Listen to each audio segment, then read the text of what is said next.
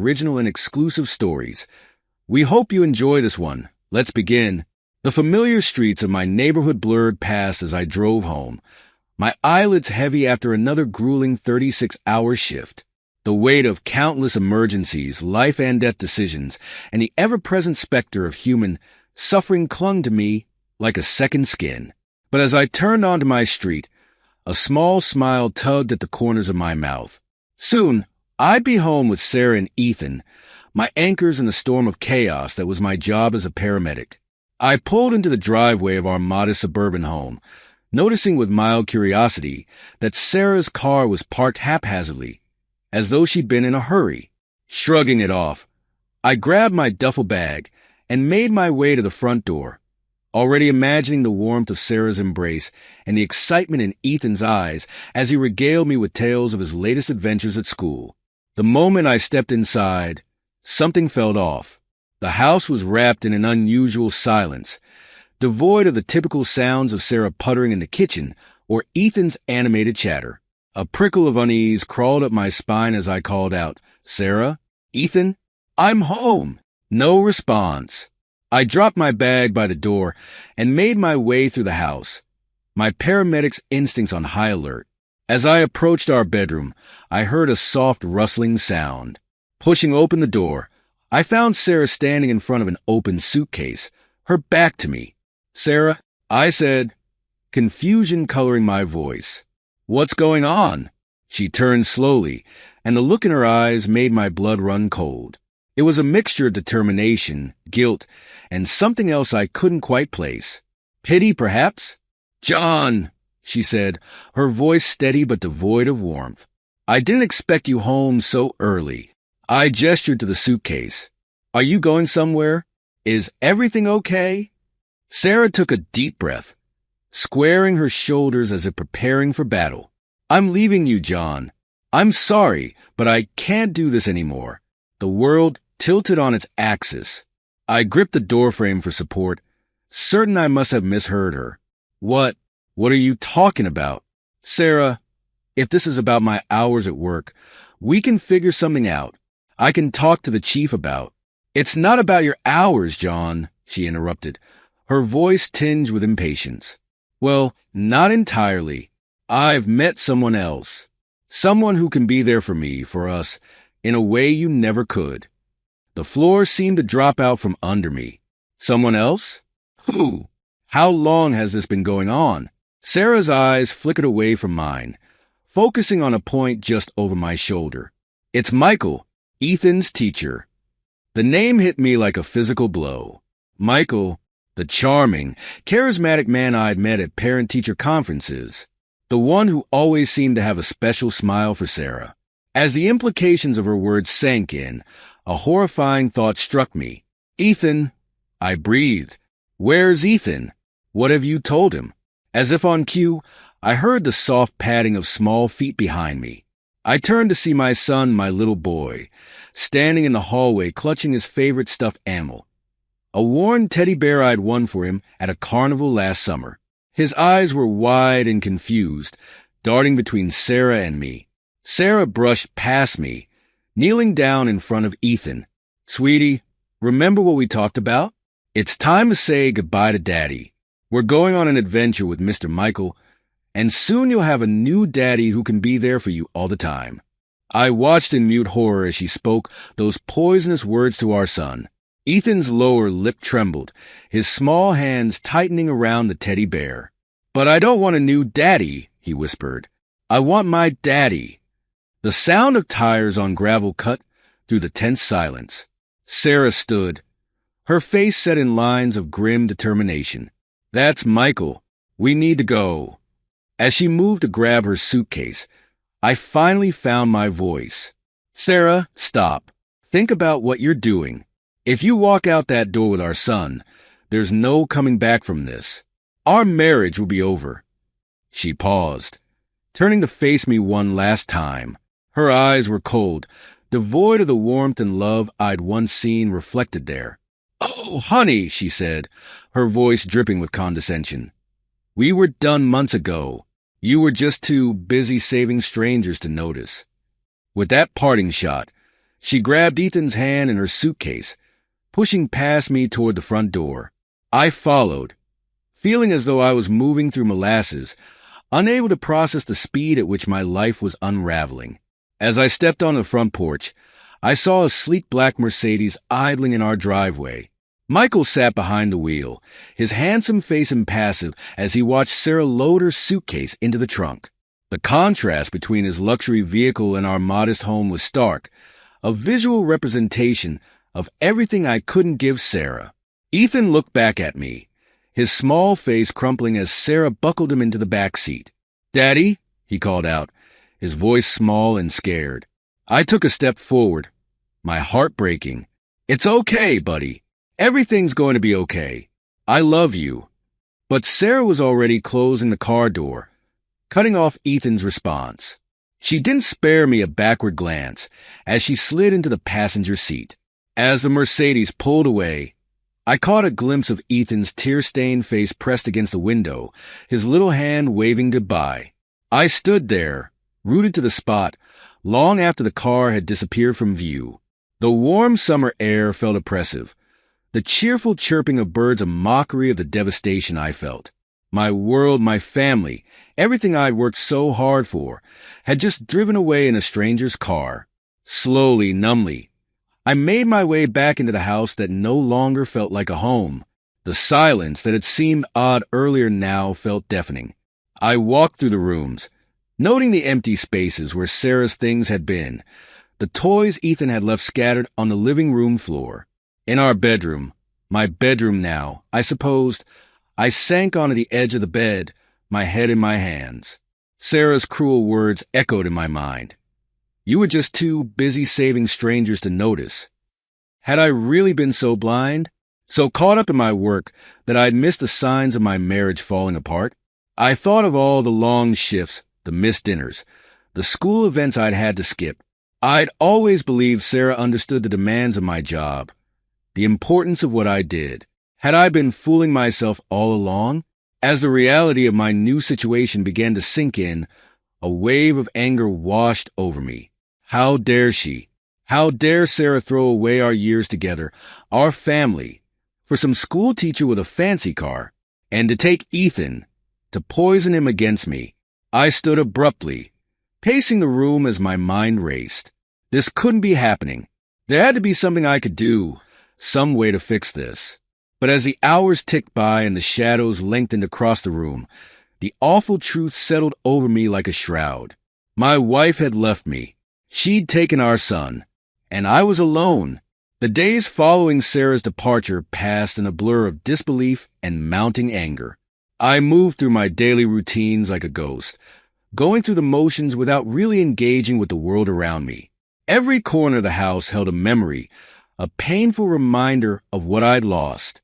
One afternoon, I found myself standing in front of our home computer, staring at the screen with a growing sense of dread. I'd logged into our joint bank account, hoping to transfer some money to cover the upcoming mortgage payment. What I saw made my stomach lurch. The account was empty. I clicked through the transaction history, my heart pounding. There it was, a large withdrawal made the day before Sarah left. She'd cleaned us out, leaving me with nothing but bills and an empty house. "God damn it, Sarah," I muttered, slamming my fist on the desk. The financial betrayal felt like a fresh wound on top of the emotional devastation. How was I supposed to keep the house? To fight for custody of Ethan? The unfairness of it all threatened to overwhelm me. Work became both a refuge and a battleground. I threw myself into my shifts with a reckless intensity, eager for the distraction of emergencies and the adrenaline rush of saving lives. But even as I tried to lose myself in the job, Sarah's words haunted me. Had my dedication to my work really cost me my family? My partner, Lisa, started giving me concerned looks. I caught her watching me during calls, her brow furrowed as I snapped at dispatch or handled patients with less than my usual care. I knew I was slipping, but I couldn't seem to pull myself together.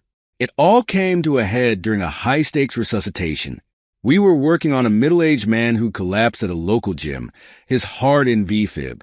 As I prepared to administer a dose of epinephrine, My mind wandered. I saw Sarah's face, cold and distant as she told me she was leaving. I saw Ethan's tears as he was driven away. John! Lisa's sharp voice cut through my haze. What are you doing? That's the wrong med. I looked down at my hands, horrified to realize I'd nearly given the patient amiodarone instead of API. The potential consequences of my mistake hit me like a bucket of ice water. I'd almost killed someone because I couldn't keep my personal life from bleeding into my work. After the call, Lisa cornered me in the ambulance bay. Her usually friendly face was set in hard lines, her eyes blazing. What the hell is going on with you, John? You nearly killed that guy back there. I opened my mouth to defend myself, to brush off her concern with some glib excuse.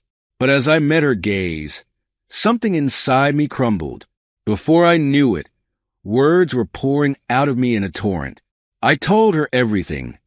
Sarah's betrayal, her leaving with Ethan, the emptied bank account. I spilled out all the anger and hurt and confusion I'd been bottling up for days. When I finally fell silent, I felt drained but somehow lighter. Lisa's expression had softened as I spoke. Now, she reached out and squeezed my shoulder. Oh, John, she said softly. I'm so sorry. What a mess. I nodded, unable to speak past the lump in my throat. Listen, she continued, her voice taking on a more businesslike tone. I've been where you are. When my ex left me, I thought my world was ending. But you can't let this destroy you, John. You've got to fight back. I looked at her, a spark of something, hope maybe, igniting in my chest. How? I asked. Lisa's eyes gleamed with a hint of steel. First things first, you need a lawyer. A good one. My cousin Marcus is a divorce attorney. They call him the Shark in legal circles. He'll make sure Sarah doesn't get away with what she's done. As Lisa spoke, laying out a plan of action, I felt something shift inside me. The fog of despair that had clouded my mind began to lift, replaced by a newfound sense of purpose. Sarah might have blindsided me with her betrayal, but I wasn't going to roll over and let her destroy everything I'd worked for. You're right, I said, straightening my shoulders. I need to protect myself. And Ethan, I can't let Sarah and Michael win. Lisa nodded approvingly. That's the spirit. I'll give Marcus a call tonight. Set up a meeting for you. As we parted ways, heading back to our respective duties, I felt a surge of determination. Sarah thought she had beaten me, left me broken and alone, but she'd underestimated me. I was a fighter, a survivor. I'd faced down death countless times in my job, brought people back from the brink through sheer force of will. Now, I would channel that same determination into fighting for my future and for my son. Sarah and Michael had no idea what was coming for them. The law office of Marcus Delgado was nothing like I'd imagined.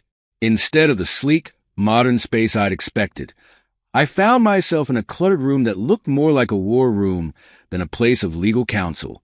Every available surface was covered with stacks of papers, legal tomes, and what appeared to be surveillance photos. Marcus himself was a far cry from the shark-like attorney I'd envisioned. He was a short, rotund man with thinning hair and thick glasses. But when he fixed his gaze on me, I saw the keen intelligence that had earned him his fearsome reputation. So, he said, leaning back in his creaking chair, you're John. Lisa filled me in on the basics. Cheating wife, kidnapped kid, emptied bank account. Sounds like a real piece of work, this Sarah. I nodded, my jaw clenching at the casual recitation of my personal tragedy. That about sums it up. Can you help me? Marcus grinned, a predatory gleam in his eyes. Oh, I can do more than help you, John. I can make sure Sarah and her new boyfriend regret the day they ever crossed you. For the next hour, Marcus laid out a plan of attack that left me reeling. He spoke of gathering evidence, of financial forensics and character assassinations, all in a tone that suggested he was discussing nothing more serious than the weather. First things first, he said, ticking off points on his stubby fingers. We need hard evidence of Sarah's infidelity and financial misconduct. I've got a PI I work with, best in the business. He'll dig up every skeleton in Sarah and Michael's closets. I hesitated, a twinge of conscience nagging at me. Is all this really necessary? I mean, I just want what's fair. I want Ethan back. Marcus fixed me with a hard stare. Listen, Yun. Sarah didn't play fair when she emptied your bank account and ran off with your kid. You want to win this? You need to be willing to fight dirty. His words struck a chord. I thought of Ethan, probably confused and scared, being told he had a new daddy. I thought of Sarah's cold eyes as she walked out on our life together. Something hardened inside me. Okay, I said, my voice steady. What do you need me to do? Marcus nodded approvingly. That's more like it. Here's what we're going to do.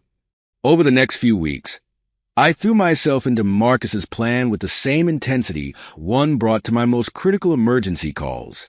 I hired the PI Marcus recommended, a taciturn man named Frank who promised to uncover every dirty little secret Sarah and Michael were hiding. I installed a call recording app on my phone, documenting every interaction with Sarah. Each cold text, each clipped phone call about Ethan's schedule became ammunition in our arsenal. At Marcus's insistence, I created a detailed timeline of Sarah's betrayal, starting from the first time I'd noticed her acting distant, right up to the day she left. As I pieced it all together, I was shocked by how many warning signs I'd missed, too caught up in my work and my belief in our marriage to see the truth. Frank's reports started coming in, each one more damning than the last. Michael, it turned out, had a history of affairs with students' mothers at his previous schools. He'd left a trail of broken homes and devastated families in his wake, always moving on before the dust settled. This is gold, Marcus crowed when I showed him the report. We'll use this to destroy his credibility. No judge in their right mind would let a kid anywhere near this predator. As the evidence mounted, I found myself viewing my situation with an almost clinical detachment. I drew on my EMT training, compartmentalizing my emotions the way I did during difficult calls. This was just another emergency, I told myself. Another life to save, my own and Ethan's. But in the quiet moments, when the house felt too big and too empty, the pain would creep back in. I'd find myself staring at photos of happier times, wondering how we'd ended up here. In those moments, I'd remind myself of what was at stake. This wasn't just about me anymore. It was about Ethan, about making sure he had the stable, loving home he deserved. One night, as I sat at the kitchen table surrounded by legal documents and PI reports, I had a moment of clarity. This wasn't just about getting even with Sarah. It was about justice. Justice for me, for Ethan, and for all the other families Michael had destroyed with his predatory behavior. I refused to be a victim, I muttered to myself, the words feeling like a vow. I would use every legal and ethical means at my disposal to reclaim my life and protect my son. Sarah and Michael had no idea what was coming. The next morning, I met with Frank, the PI, at a nondescript diner on the outskirts of town. He slid a thick manila envelope across the table to me, his face impassive. Got some interesting stuff here, he said, tapping the envelope. Your ex-wife's new boyfriend? He's got a pattern. Moves from school to school, always leaves a trail of broken homes behind him. But he's careful, covers his tracks well. I nodded, feeling a mix of vindication and disgust. Anything we can use? Frank's lips quirked in what might have been a smile. Oh yeah, I've got testimonies from some of his previous victims. Women who were too scared or ashamed to come forward before. But now, they're ready to talk. As I listened to Frank detail his findings, I felt a surge of righteous anger. Michael wasn't just a homewrecker. He was a predator who had been allowed to operate unchecked for far too long. And Sarah, had she known about his history when she decided to leave with him, the thought made my blood boil. There's more, Frank continued, his voice low. I've been tracking their movements. They're struggling, John. Sarah's blown through most of the money she took from your account. Michael's having trouble finding work. Seems word of his proclivities is starting to spread. I absorbed this information, feeling satisfied. Good, I said, surprising myself with the vehemence in my voice. They deserve to struggle after what they've done. Frank raised an eyebrow, but didn't comment. Instead, he pulled out a small recording device. I've also got some audio you might want to hear. Caught a conversation between them outside their apartment. It's enlightening. He pressed play, and Sarah's voice filled the air between us. She sounded stressed, angry. This isn't what you promised me, Michael. You said we'd have a fresh start, a better life. But look at us. We're barely making ends meet, and Ethan cries for John every night. What have we done? Michael's response was cold, dismissive. Pull yourself together, Sarah. We knew it would be tough at first. Once I get a new teaching position, things will improve, and Ethan will adjust. Kids are resilient.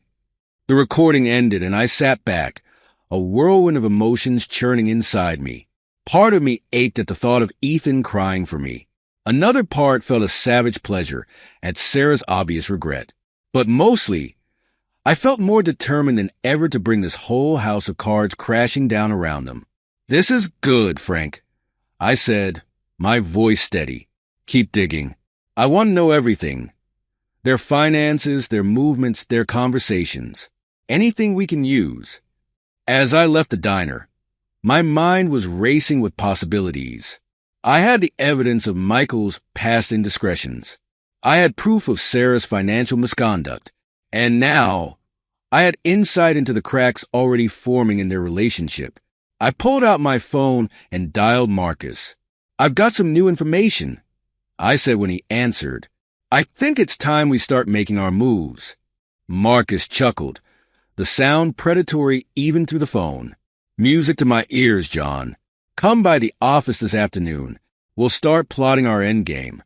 As I hung up, I caught sight of my reflection in a store window. The man staring back at me was harder, more focused than the John of a few weeks ago. The bags under my eyes spoke of sleepless nights, but there was a fire in my gaze that hadn't been there before. I thought of Ethan, of the life we should have had together. I thought of Sarah's betrayal, of Michael's manipulations, and I made a silent promise to myself and to my son. With renewed purpose, I headed towards Marcus's office, ready to set our plan in motion. The morning sun filtered through the blinds, casting slanted shadows across the kitchen table where I sat, nursing a cup of coffee that had long since gone cold. My fingers drummed an impatient rhythm on the manila folder before me, its contents a ticking time bomb waiting to be unleashed. Today was the day. After weeks of meticulous planning and evidence gathering, we were finally ready to strike. I glanced at the clock, knowing that across town, Sarah and Michael were about to have their comfortable little world turned upside down.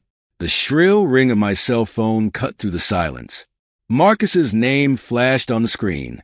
"It's done," he said without preamble when I answered. "Sarah and Michael have been served. Divorce papers, custody suit, the whole 9 yards. You should have seen their faces, John. Priceless." I allowed myself a grim smile. How did they react? Marcus chuckled, the sound predatory even through the phone. "Oh!" Sarah looked like she'd seen a ghost. All the color drained from her face. And Michael? He was sputtering, trying to act tough, but I could see the fear in his eyes. They know they're in for a fight. "Good," I said, feeling a surge of vindication. "Let them squirm. This is just the beginning." As I hung up, I couldn't help but remember the day Sarah left, how helpless I'd felt watching her drive away with our son. Now, the tables had turned. I was in control, and I intended to use every advantage at my disposal. The next few days were a whirlwind of activity. Marcus, true to his shark nickname, moved with ruthless efficiency. He presented our evidence of Michael's pattern of misconduct to the school board, initiating an investigation that sent shockwaves through the community. I was in the ambulance, restocking supplies after a call, when Lisa stuck her head in, her eyes wide with excitement. "John, have you heard?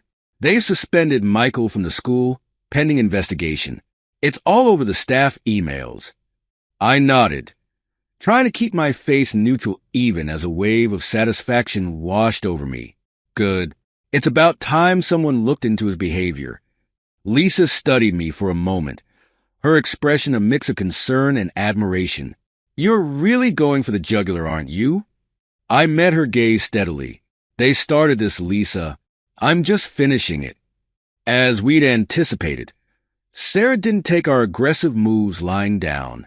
She retaliated by trying to paint me as an absent, neglectful father.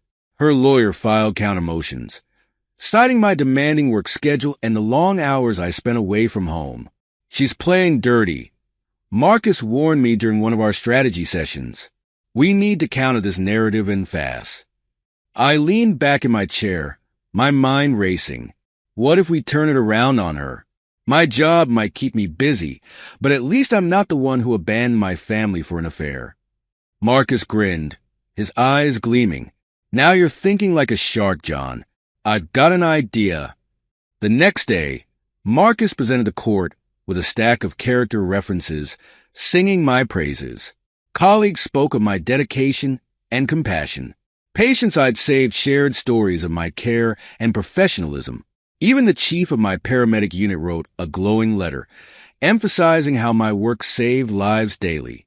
The coup de grace was a statement from Ethan's previous teacher, detailing how involved I'd been in his education despite my work schedule. She described parent-teacher conferences I'd attended straight off shifts, school projects I'd helped with in the wee hours of the morning. Sarah's attempts to discredit me backfired spectacularly.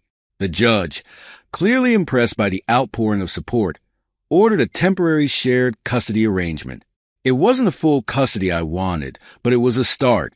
The first time I picked Ethan up under the new arrangement, my heart clenched at the sight of him.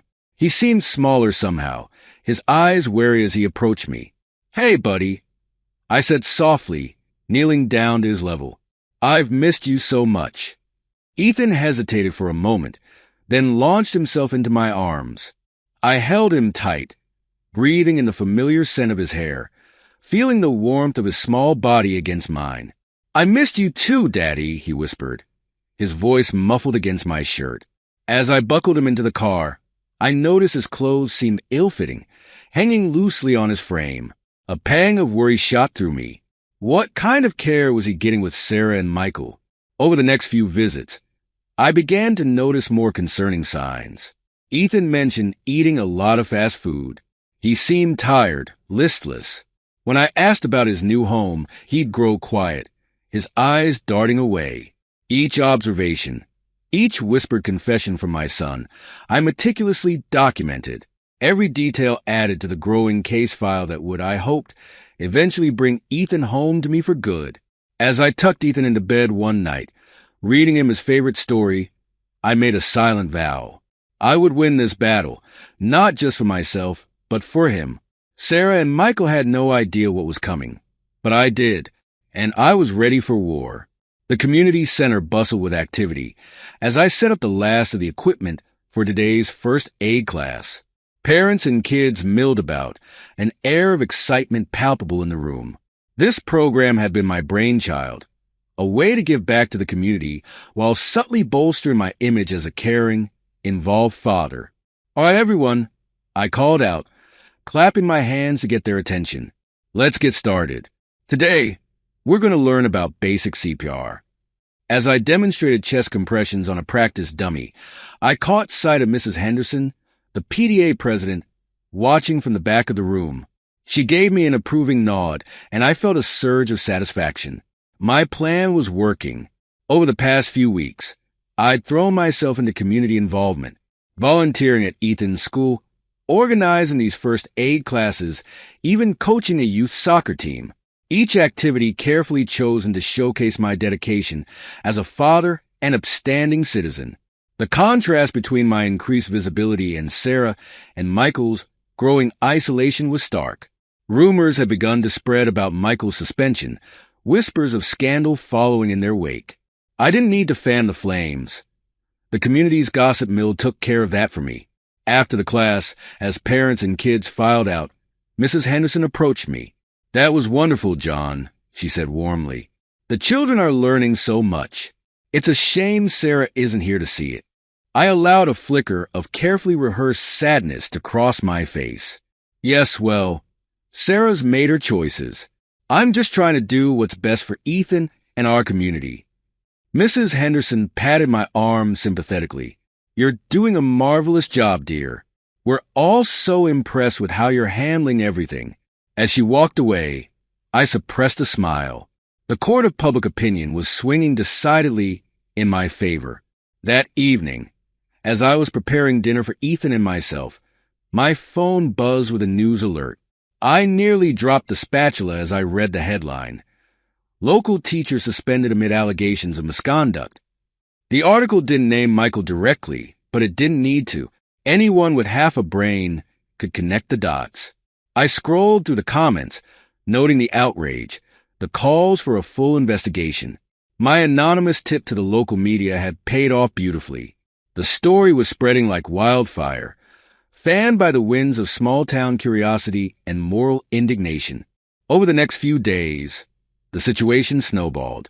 More of Michael's victims came forward, emboldened by the media attention. Each new revelation was another nail in the coffin of his teaching career. I watched it all unfold with a detached fascination, like a scientist observing a particularly volatile experiment. Sarah and Michael's carefully constructed new life was crumbling before their eyes, and I hadn't had to lift a finger. The truth was doing all the work for me.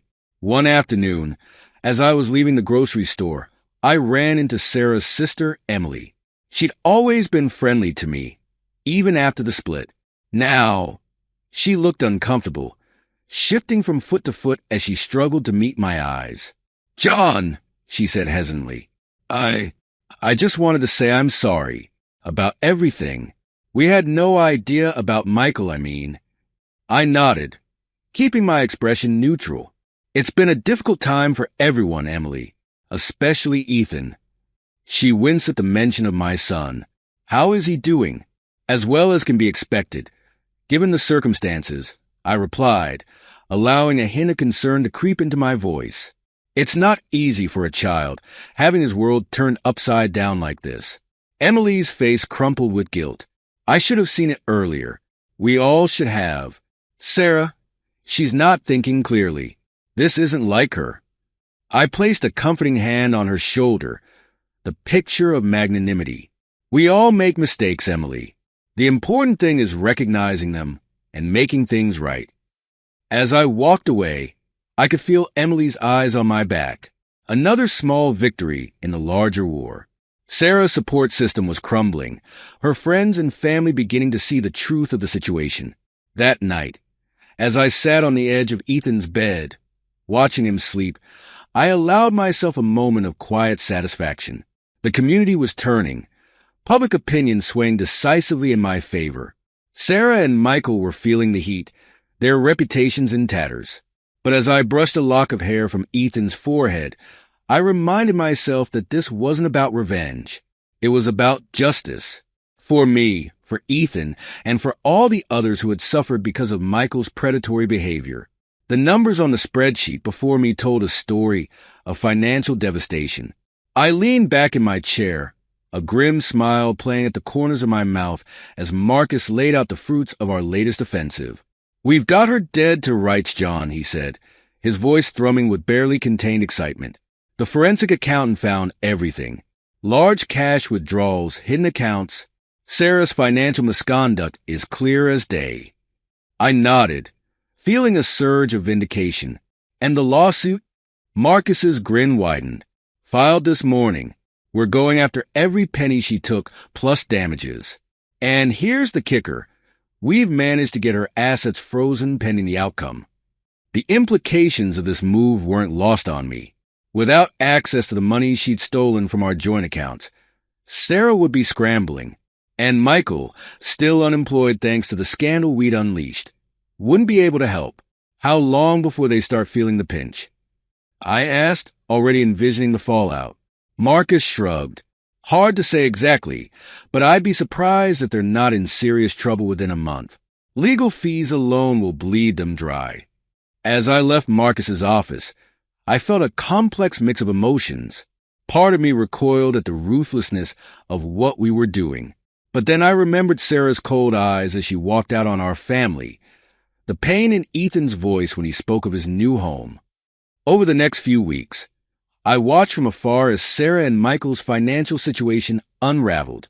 My emergency services contacts proved invaluable, quietly spreading word of Michael's untrustworthiness and effectively sabotaging his job prospects. One evening, as I was leaving the station after a shift, I spotted Sarah across the street. She was leaving a fast food restaurant, still wearing the uniform. Our eyes met for a brief moment, and I saw a flicker of desperation in hers before she quickly looked away. The sight should have brought me satisfaction, but instead, I felt a hollow ache in my chest. This was the woman I had loved, the mother of my child, reduced to working minimum wage jobs to make ends meet. But then I remembered Ethan's ill-fitting clothes, the sadness in his eyes when he spoke of his time with Sarah and Michael. My momentary sympathy evaporated like morning dew under the harsh sun of reality. Marcus's aggressive collection tactics continued to put pressure on the couple. Their credit scores plummeted, making it impossible for them to secure loans or even rent a decent apartment. I heard through the grapevine that they'd been forced to move to a shabby one-bedroom in a less than desirable part of town. It was late one night when my phone rang, Sarah's name flashing on the screen. I hesitated for a moment before answering. "John!" Her voice was thick with tears. "Please, we need to talk. This has gone too far. Can't we call a truce?" I closed my eyes, memories of happier times threatening to overwhelm me. But then Sarah's cruel words from the day she left echoed in my mind. "Oh, honey, we were done months ago. You were just too busy saving strangers to notice." "No, Sarah," I said, my voice cold. "We can't. You made your choice. Now you're living with the consequences." As I hung up, I felt a surge of vindication. Sarah was finally experiencing the same financial insecurity she had so callously inflicted on me. The tables had turned, and justice was being served. Later that night, as I sat on the porch swing, nursing a beer and staring out into the darkness, I allowed myself to really feel the weight of what we'd accomplished. Sarah and Michael's new life was in shambles. Their reputations were ruined, their finances in tatters. They were experiencing the same fear and uncertainty they had so carelessly inflicted on me and Ethan. Part of me wondered if I'd gone too far, if the path of revenge I'd chosen was changing me into someone I didn't recognize. But then I thought of Ethan, of the stability and love I could provide him once this was all over.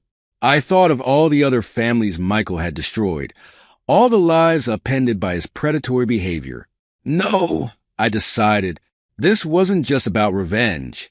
It was about justice, and I was seeing it through to the end. As I finished my beer and headed inside, I felt a sense of grim satisfaction. I had struck a decisive blow. Sarah and Michael's dream of a new life together was crumbling, and I was the architect of their downfall. The final custody hearing was approaching, and I intended to use every weapon in my arsenal to ensure that Ethan came home where he belonged. Sarah and Michael had started this war, but I was going to finish it, and when the dust settled, I would be the one left standing with my son by my side. As I climbed into bed, my mind was already racing with plans for our next move. The courthouse loomed before me, its imposing facade a silent witness to the countless battles fought within its walls. Today, it would bear witness to mine. The final custody hearing had arrived, and I was prepared for war. As I climbed the steps, my mind raced through the events that had led to this moment. The betrayal, the pain, the meticulous planning, and calculated strikes against Sarah and Michael. It all came down to this. Marcus met me at the entrance, his briefcase bulging with the fruits of our labor. "You ready for this, John?" he asked, his eyes gleaming with predatory anticipation. I nodded, squaring my shoulders. "Let's finish this." Inside, The courtroom buzzed with tension. I caught sight of Sarah and her lawyer huddled together, whispering furiously. She looked haggard, the strain of the past months etched into the lines of her face. For a brief moment, I felt a twinge of something. Pity? But then I remembered Ethan's tearful face as she drove away with Michael. As the proceedings began, Marcus unleashed our comprehensive dossier. Page after damning page detailed Sarah's instability and neglect since leaving. Frequent moves, Ethan's declining grades, Sarah's inability to provide a stable home. It was all there in black and white. I watched the judge's face as she pored over the evidence, her brow furrowing deeper with each revelation. Sarah's lawyer attempted to object, but Marcus smoothly countered each protest. Then it was Sarah's turn. As she took the stand, I could see the desperation in her eyes. She launched into a tirade, painting me as vindictive and unfit for custody. Her wild accusations grew more outlandish with each passing moment. "He's obsessed," she cried, her voice rising hysterically. "He's turned the whole town against us. He's poisoning Ethan's mind." I maintained my composure, my face a mask of calm concern. Inside, however, I felt a surge of triumph. Sarah was digging her own grave with every word. Marcus rose, his voice steady. "Your Honor, I'd like to present character witnesses for Mr. Williams." What followed was a parade of testimonials that made my heart swell with pride. Colleagues spoke of my dedication and professionalism. Patients I'd saved shared stories of my compassion. Even the chief of my paramedic unit testified to my unwavering commitment to both my job and my son. The coup de grace came when Ethan's current teacher took the stand.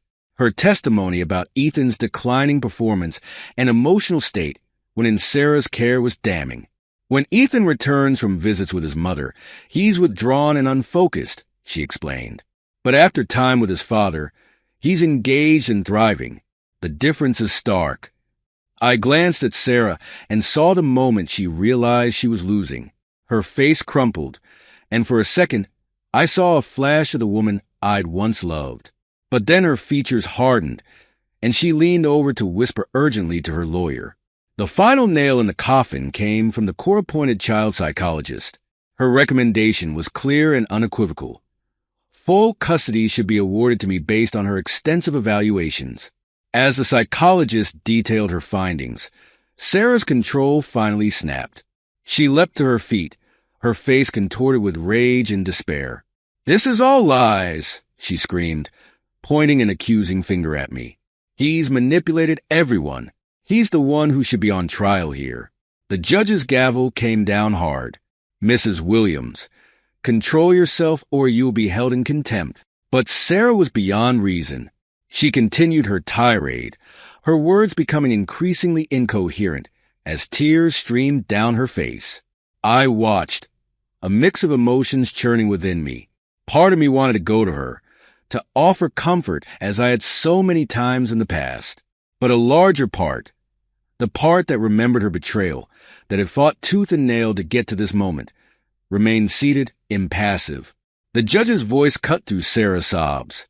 "In light of the evidence presented in Mrs. Williams' erratic behavior, I have no choice but to grant full custody of Ethan Williams to his father, John Williams. Mrs. Williams will be allowed limited, supervised visitation rights, to be determined at a later date." The gavel fell with a final, decisive thud. I closed my eyes, letting the weight of the decision wash over me. We'd done it. Ethan was coming home. As the courtroom erupted into motion around me, I felt Marcus clap me on the shoulder. "Congratulations, John. You've won." I nodded, unable to speak past the lump in my throat. Across the room, I saw Sarah crumple into her seat, her shoulders shaking with silent sobs. For a moment, our eyes met, and I saw a lifetime of shared memories, love, and now, irreparable loss reflected there. But then I thought of Ethan, of the stable home I could now provide him, and I turned away. The battle was over, and I had emerged victorious. As I left the courthouse, stepping into the bright sunlight, I felt a sense of lightness I hadn't experienced in months. The war wasn't over. I knew there would be challenges ahead as Ethan and I adjusted to our new reality. But for the first time in a long time, I felt hope for the future. I pulled out my phone, dialing the number for Ethan's school. It was time to bring my son home.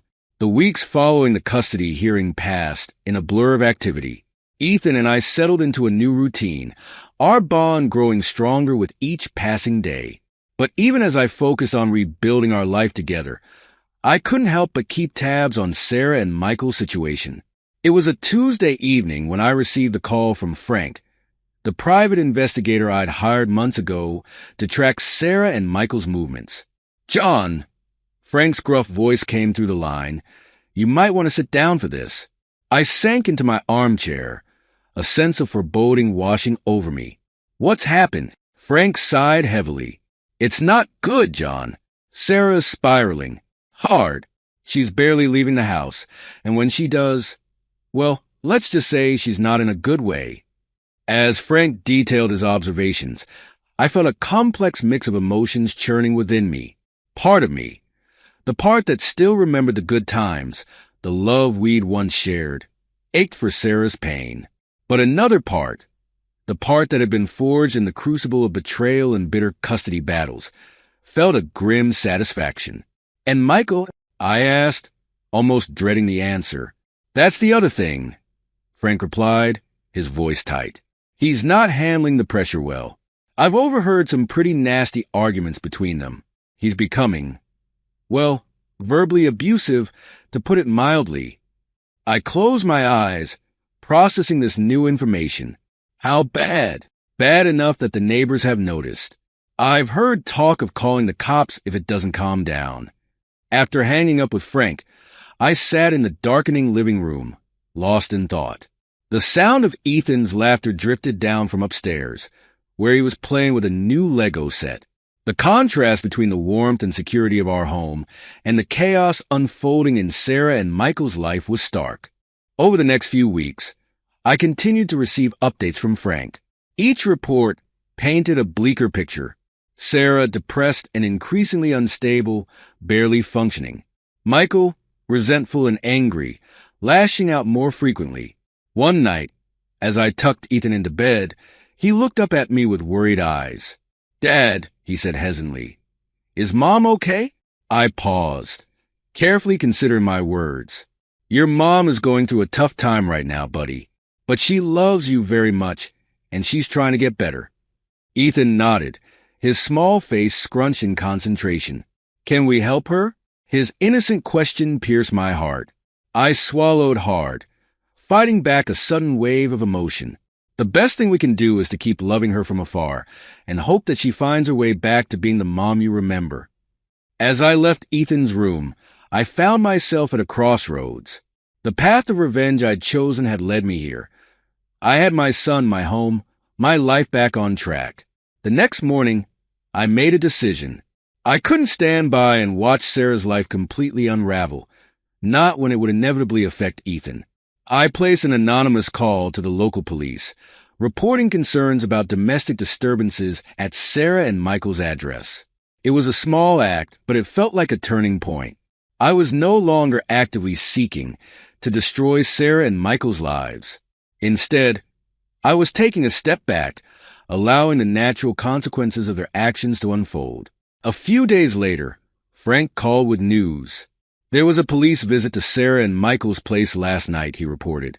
"Domestic disturbance call. No arrests, but it seems to have been the last straw for Sarah." "What do you mean?" I asked, my heart racing. "She left John, packed a bag, and went to a women's shelter. From what I can gather, she's finally realized what a mistake she made with Michael." As I hung up the phone, I was struck by a wave of conflicting emotions.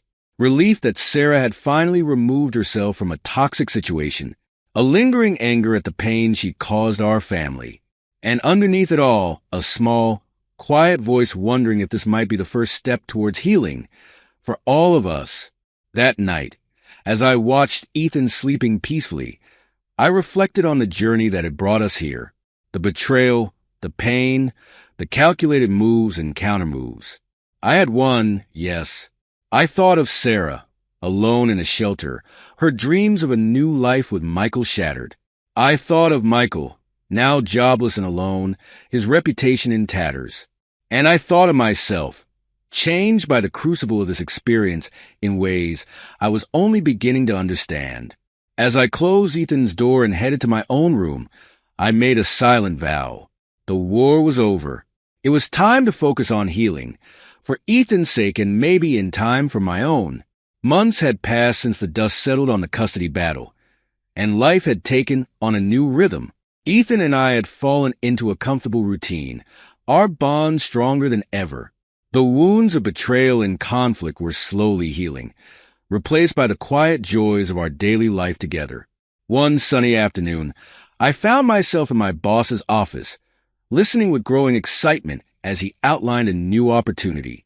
"John," he said, leaning forward across his desk, "we've been impressed with your performance, especially given everything you've been through.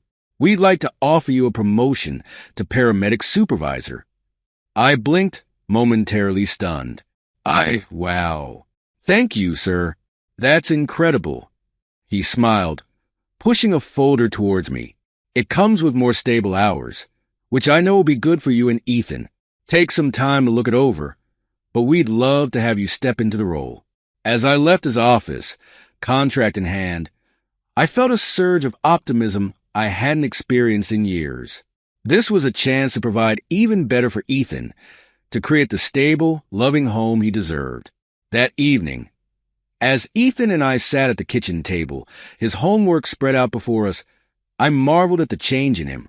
Gone was the withdrawn, anxious child of the custody battle. In his place was a bright, engaged boy whose grades were steadily improving. "Hey, buddy," I said, ruffling his hair. "How would you feel about me working some different hours? I'd be home more in the evenings." Ethan's face lit up. "Really? That'd be awesome, Dad. We could have dinner together every night." His enthusiasm warmed my heart, reinforcing my decision to accept the promotion. As we bent our heads back over his math problems, I felt a deep sense of contentment. This was what I'd fought for, these simple, precious moments with my son. A few weeks later, as I was leaving the grocery store, I quite literally ran into Sarah.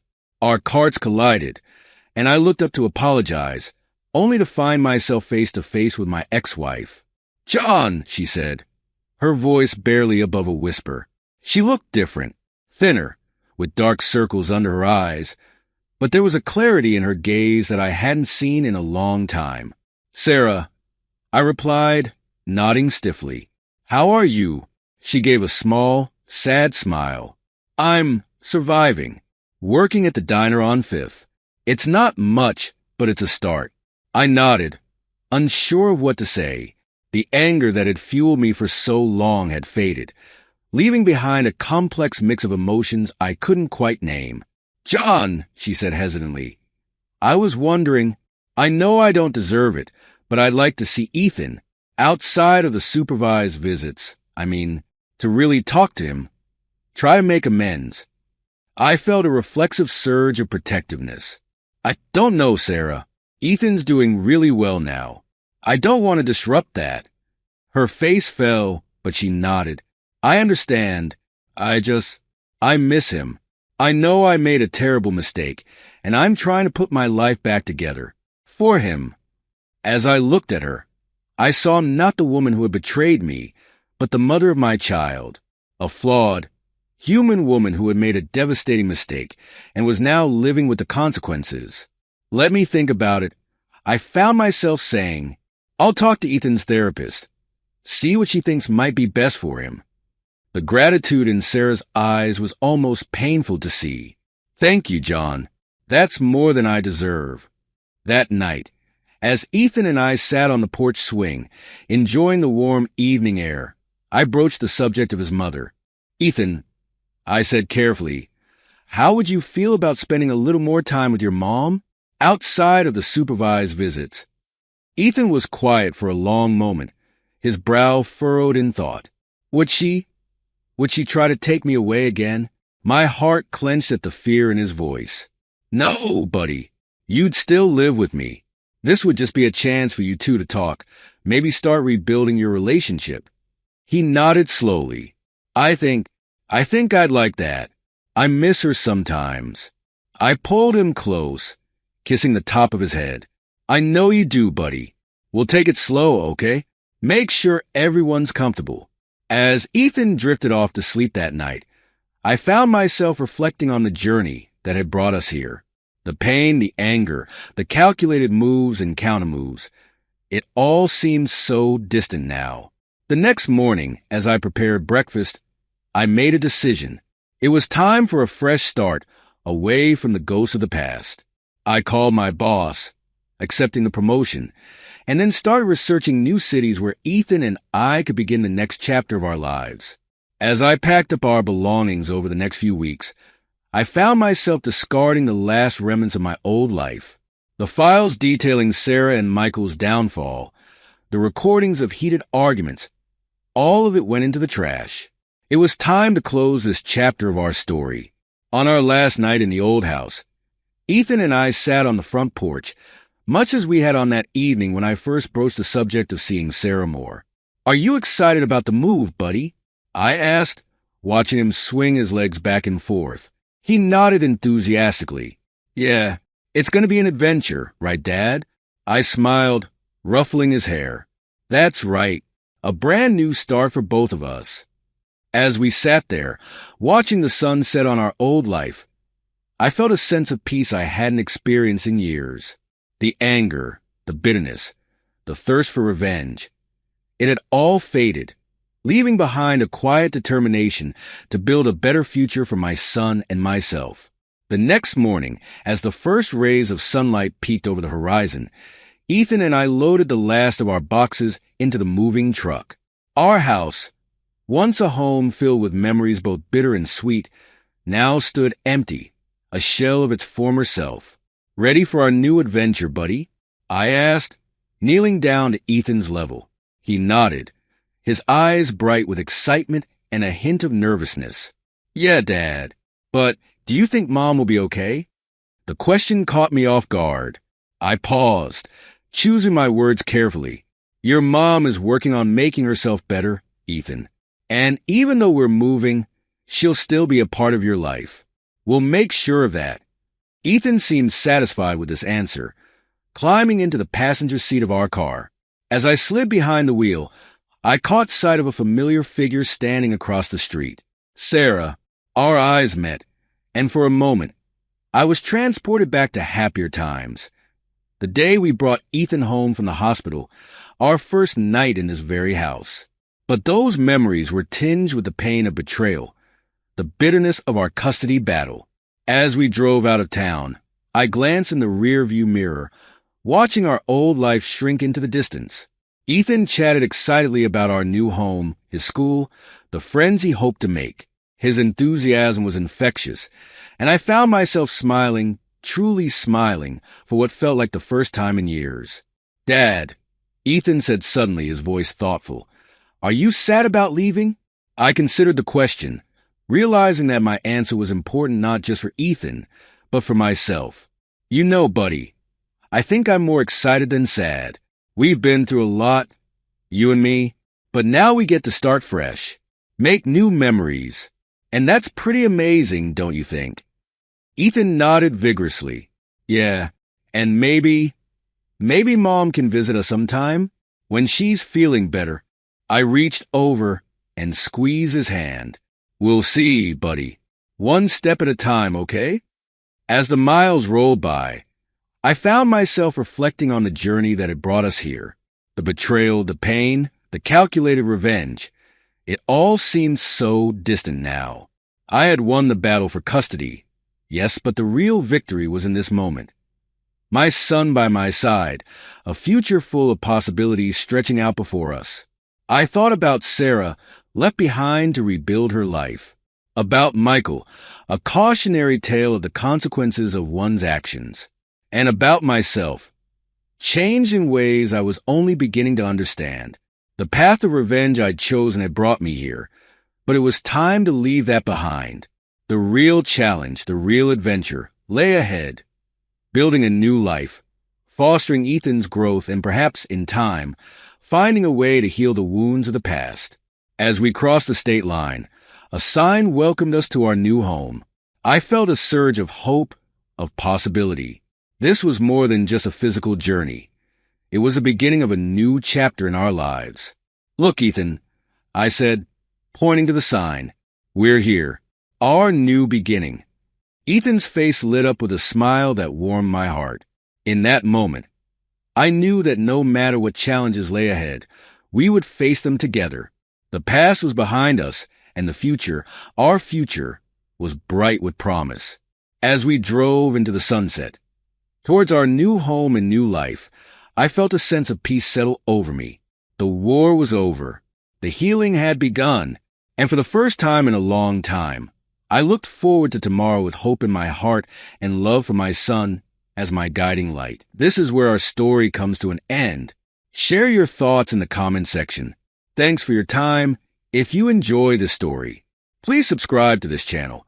Click on the video you see on the screen, and I will see you there.